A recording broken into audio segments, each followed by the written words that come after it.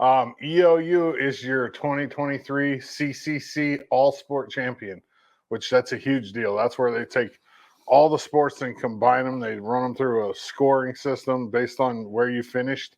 And EOU's #1 in the CCC for the first time since 07, 08, and only the second time ever, which the cool thing about this is it's a great recruiting tool. You can tell kids that you're trying to get to come to EOU to play sports that, hey, we're the best in the CCC overall when it comes to athletics, which that's a big bragging point when you talk about being in the same conference as teams like OIT and C of I. Yeah. I mean, it really is. Very cool. Congrats to the EOU men's track and field team. They won their 3rd consecutive track and field CCC title this last weekend. It was fun. I went up there for one day. There was a lot going on. I still don't really understand the flow of track, but I got some pretty cool pictures, and I had fun watching.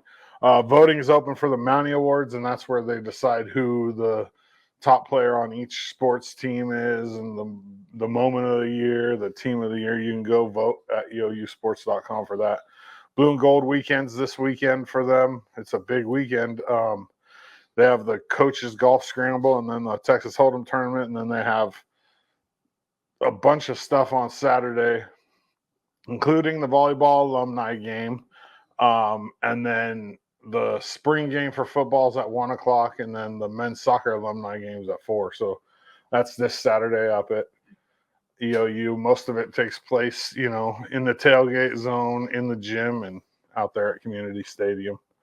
Coach Camp asked me to show this real quick. There's a football camp for grades 3 through 8 on June 9th, 2023. You can go to EOUsports.com if you want an application for your youngster to go to EOU football camp on June 9th. Oh.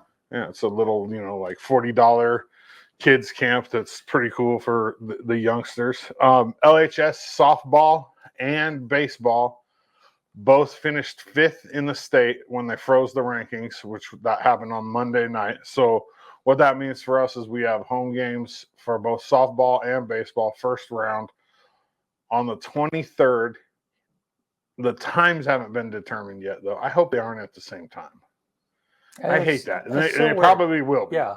So we'll have softball and baseball going at the same time, state playoff game. But the cool thing is when we played Pendleton the other day, that's the most people I've ever seen there in my entire life at one time. Wow. Including when I was in school. Right. I mean, there's never been, and everybody was saying that.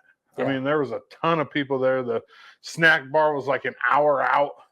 Yeah, you order a burger, you're standing there for an hour. Wow. Because there's 35 people in front of you. Wow.